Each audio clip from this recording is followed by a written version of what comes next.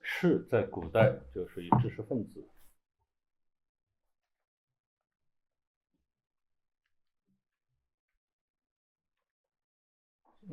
属于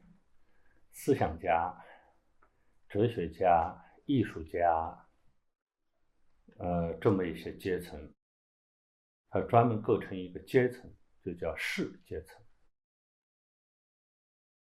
士阶层呢，低于卿大夫，高于普通人。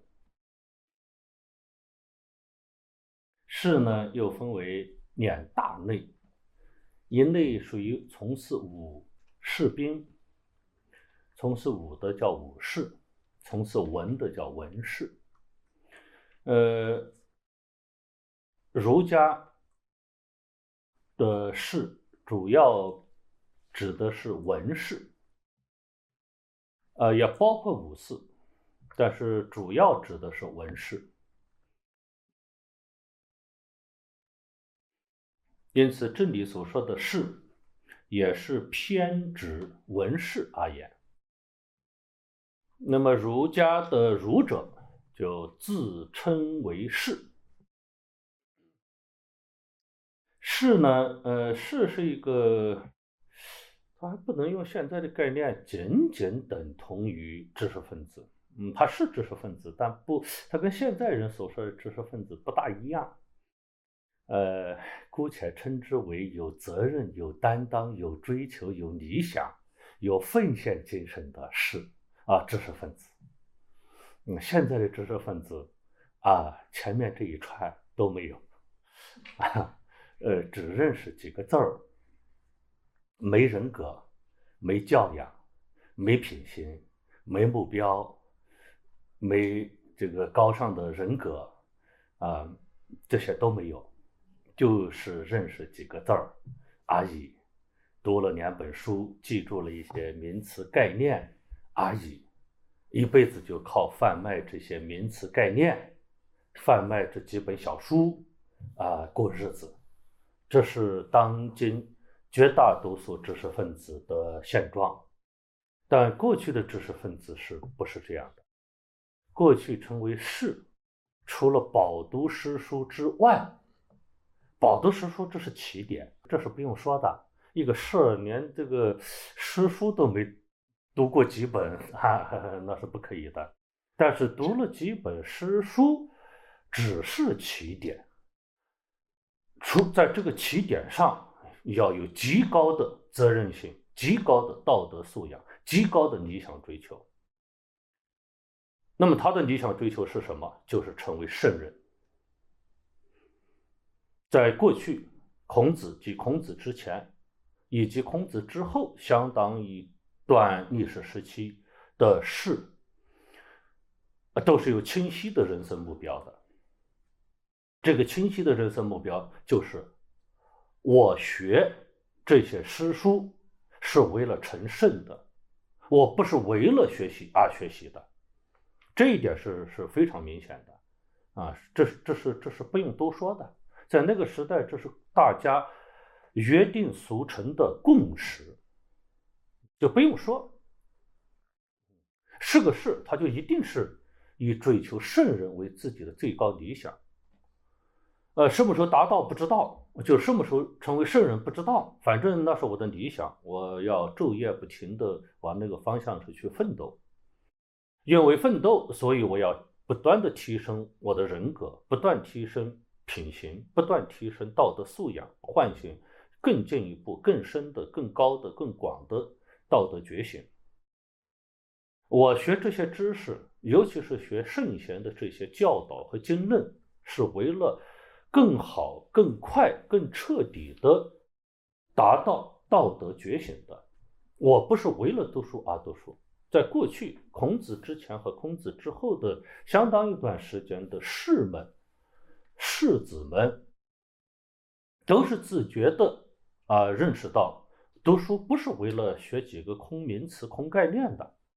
是学习这些圣贤经论是为了尽快的实现道德觉醒和生命觉醒的。只有越往后来，特别是到了清朝以后，清朝初年康雍乾的时候，有一个相当长时间的严峻的文字狱。自从文字狱之后，读书人士子们才开始以词章为业，不以圣贤为业，以词章为业。这是康雍乾时期的文字狱的一个极为明显重大的历史性转折。就中国的文化、中国的文明，在这一场持续100来年的极其严厉的文字狱，有时候一个文字狱就能杀死几百人、上万人，就数千年。要么入大狱，要么就是诛杀九族，是非常非常严厉的刑法。那么在这一场持续100年的刑法之后，几乎再也没有人把读书志在圣贤为读书之目标。那以什么为目标？就是以词章本身为目标。用现在的话说，就是为了知识知识。看书就是为了混口饭吃，仅此而已。不再说我学习圣贤经论是为了成圣贤，不是为了学习这些书本里面的几个概念，仅仅记住就完事了，绝不是这样。到了这样呢，又持续了200来年，就是文字狱之后又持续了200来年。这200来年，大家都以词章为业。就是会背几句诗，会奏几句文，会写一点小八股文咿咿呀呀的空洞无物的小八股文，就拿这个东西混口饭吃当个教书匠在私塾里当个老师混口饭吃就仅此而已。那么到了清末民初来一个重大的五四运动之后，大家连词章直学也不搞了直接全面往西看，引用西方文化，一口气引用到现在。这就是中国文化史、思想史、文明史的近当代的一个大脉大的事件，大概就是这样。那么就是我们现在学习的是释章首先要对这个释有一个清晰的理解和定位。好，它和我们现在的仅仅会读一点书记住一些名词的所谓的知识分子可以说有天壤之别，有本质上的差别，和现在的大学的老师和现在社会上的作家，什么散文家，什么编辑，什么诗人就是文人阶层的，有着本质上的差别。那可以说在几乎所有的方面都有差别。对待书的态度，现在人对待书的态度跟古人对待书的态度都有着极大的差异，极大的不同。我就见过很多不止一个喜欢藏书但从不看书，家里一屋子一屋子的书我经常向他们借书这个借书的时候这个发现有很多纸张还粘在一起没裁开，就证明他肯定没看过。他要看过的话，粘在一起的纸张他肯定裁开嘛我看好多书都是纸张就是粘在一起就没打开。还有的是就是封面上不是有那个薄薄的那个塑料皮嘛，那塑料皮都没揭开过，那就证明他根本就没打开过。一屋子一屋子的书，附庸风雅，看客人来了就炫耀，看我这一屋子书只是书现在都成为炫耀了这个文人炫书富人炫富这是没有任何差别的。富人呢到家里看我家里收藏的古董这个有好多证明我有钱富人炫财富炫古董，文人就炫书，看我家里好多书所以文人都堕落到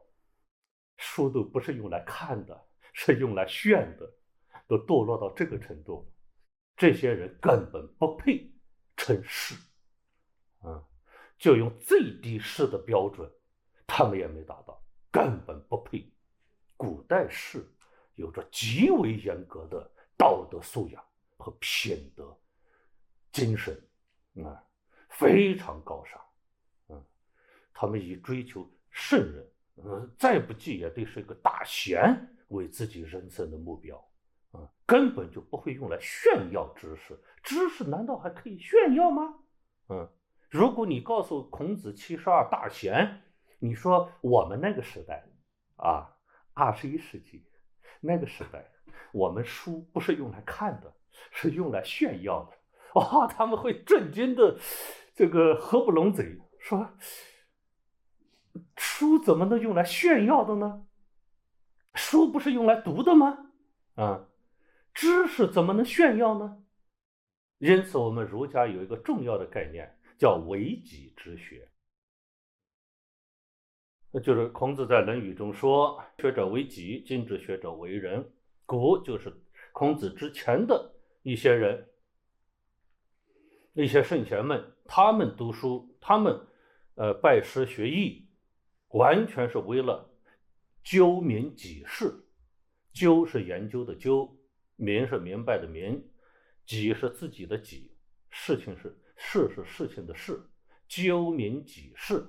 啥意思呢？用我们现在的话说，就是为了让自己活得更明白，为了让自己觉醒和开悟学习拜师学艺的，这叫为己之学。今之学者为人，今指的就是孔子那个时代。孔子就感叹，现在人学习可不是像古人那样了，现在人学习都是为了学会文武艺，货与帝王家就像一个货物一样的卖给帝王家，就把文艺和武艺像一个货物一样，包括自己都像一个货物一样的卖给帝王家，就是出售给帝王。为什么出售给帝王？因为帝王有钱嘛，他才能卖个好价钱。你卖给老百姓，老百姓没钱呢。所以学会文武艺，货与帝王家，就把这个学习的态度称之为为人之学，就是我学习文艺，学习武艺，不是为了我自己，不是究明己事用的，是用来让我更值钱，待价而沽让我变得更有价值能多卖点钱，能多拿点工资，能多获得点报酬，是这个目的，能多获得更高的一个职位，是这个目的，不是为了究明己事，不是为了让自己的生命觉醒和开悟的，所以这叫为人之学。古代的士，凡是称为士者，不敢说全部吧，就是绝大多数都是为己之学之人，就极少数的才是为人之学。不像我们现在几乎是所有人学习都是为了货于帝王家，现在是货于企业家是在企业，因为企业家有钱嘛因为那个过去没有企业家，过去有钱的人只有这个位高权重者才有钱，因此就货于帝王家。这都不是士士是不卖的士学书学文艺学武艺他不卖就是贵贱不卖为啥？我学这些东西是为了自用的，让自己实现生命觉醒进行的必要的学习，这与别人没有关系。真正的是这个把文艺和武艺作为财富一样的这个去出售去卖，是十分鄙视的。我认为这样的人是相当的堕落，背离了圣贤的教导，背离了大道就证明他不知道学习之本意是什么。学习之本意就是4个字：究明己事。除此之外都不叫为己之学甚至都不可以被称之为学，你就不配称为学士、学者，你不配你只是一个商业贩子，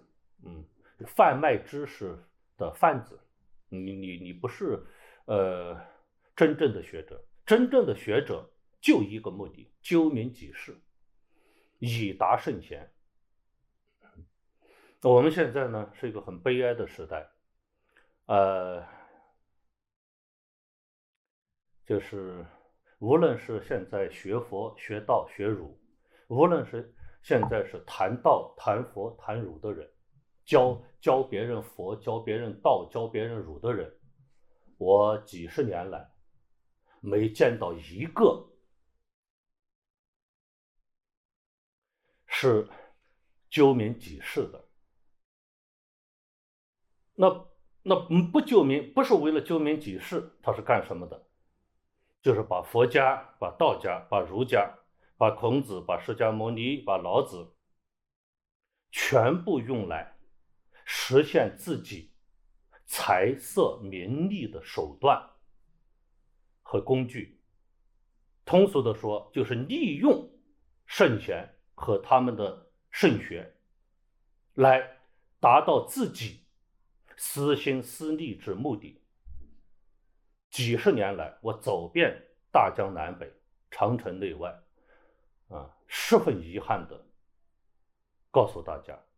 未见一人是为己之学。我所见者，无论名声大名声小，无论年纪大年纪小，无论男女老少，一律谈佛也好，谈儒也好，谈道也好，全部是借用老子，借用孔子，借用佛陀和他们的学说来长自己的名声，达到自己私心私利之目的。也就是说，牺牲变换佛学、圣学儒学、道学为己所用满足自己的私心私利。没有任何一个人是牺牲自己以满足佛陀之愿，没有任何一个人是牺牲自己满足孔孟之愿，都是牺牲孔孟以满足自己。这是这个时代极其悲哀的，但是这就是现实，这很麻烦，理应是牺牲我们以迁就圣学，以实现圣学。圣学要我们做什么，我们就做什么。所有的一切听圣贤的话，听圣贤的教导，这才对就是削谁的足是谁的女的问题，是削我们的足是圣贤的女，还是削圣贤的女是我们的足？是把我们供养给圣贤，还是把圣贤拿来满足我们的私心私欲？这是大是大非，不可不变，这不是小事。每个人都要扪心自问，我们是在学儒也好，学佛也好，学道也好，学这些圣学目的是什么？是用这些圣人们的智慧照亮我们的生命，还是用圣贤的这些文化和思想来满足、提升自己的名声，满足自己的私欲？每个人都要扪心自问。如果用牺牲圣贤，把圣贤之学变为手段来满足自己的私心私欲，那你完全搞错了圣学的目的。你如果是这样的话，你根本就不可能实现在圣贤的启迪和教导下实现道德觉醒和生命觉醒。这就是现在那么多谈佛的人，没有一个人在谈佛中开悟觉醒解脱。那么多谈孔孟之学的人，没有任何一个人在孔孟中获得身心的净化、道德的觉醒、生命的解脱，没有任何一个人。为什么？因为他们根本就不热爱孔孟。他们之所以谈孔孟，是因为孔孟能够给他们带来私心私欲。如果哪一天孔孟给他们带不了私心私欲，他会第一个反对孔孟。如果反对孔孟能够实现自己酒色名利的目的，他们就去反孔孟。哪一天去捧孔孟能够实现自己的私心私欲、酒色财气，他们就会捧孔孟。在文革期间，当时的社会风气就是谁打孔孟打得积极，你就能升官，就能发财，就能够得到提拔。所以那个时候所有人都去反孔孟。现在呢，社会风气变了，说你捧孔孟你就能够获得酒色财气的满足。好，现在就出现一大批去捧孔孟的，其实他们是同一批人，和文革时期打孔孟是同一批人。只要打孔孟的目的和是捧孔孟的目的都是为了满足自己的私心私欲，只要能满足私心私欲，这些人都会见风使舵，很会看社会的风向。一看在文革期间，一看社会的风向是反孔孟打孔孟，好，他就当鸡旋风啊，孔孟多么多么坏，他就开始发表你的演讲，就开始演讲了，孔孟是怎么坏啊。同样是这个人，文革之后，风向又变了。这些人是没有骨气的，是没有原则和立场的，他们只有功利，没有原则，一旦这个时候又变了，捧孔孟能发财，捧孔孟能出名，捧孔孟能提拔，好，摇身一变又成了孔孟的这个拥护者。哎呀，一把鼻子一把泪，感动的不得了啊，捧孔孟啊。其实这个人你调查调查，就是文革打孔孟的那个急先锋，是同一个人。这些人十分龌龊，根本不热爱孔孟，他们只热爱自己，只热爱自己的酒色名利。为了实现自己的酒色名利，可以无所不用其极。你说要打我们就打，你说要捧我们就捧。再扩大一点，对佛家和对道家都是这样的一个样子。捧佛家，谈佛能够给我带来酒色名利啊，我就谈。如果哪一天风向再变了，说我们反佛能够给我们带来酒色名利，这些人绝对是第一批转变立场的人。这些人是没有立场，是没有原则的，他不知道自己在干什么。他们既不信佛，也不信道，更不信儒，他们只信名利。为了追求名利，他们什么人格、什么立场、什么品德都可以立即抛弃。你指望这样的人能够去传承孔孟怎么可能？他们恰好就是孔孟最反感、最厌恶的一批人。一个被孔孟反感和厌恶的人，怎么能够吃透孔孟之精神？他跟孔孟是没有相应的。我们昨天到今天一直在谈感化，感是感应，他们是没有感应的。他们对孔子、对孟子连最起码的尊敬都没有，最起码的感应都没有，没有生命上的呼应，没有身心上的呼应，都是没有的。他们只跟钱呼应，不跟孔孟的精神呼应。这叫为人之学，不是为己之学，这不是士。所以我们古代对士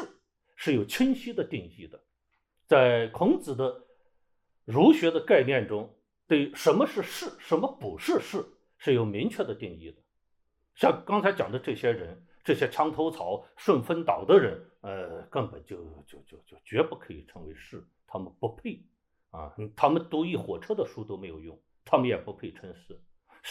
士要学富五车，但学富五车只是士的前提和基础，要在这个基础上人格站起来，道德觉醒起来。还有更多的东西，就是骨头要硬起来，要担当民族大义、担当人类的使命，这样的人才可以称为士，不是仅仅读了2本书就叫成士的。好，我们对什么是士有一个认识。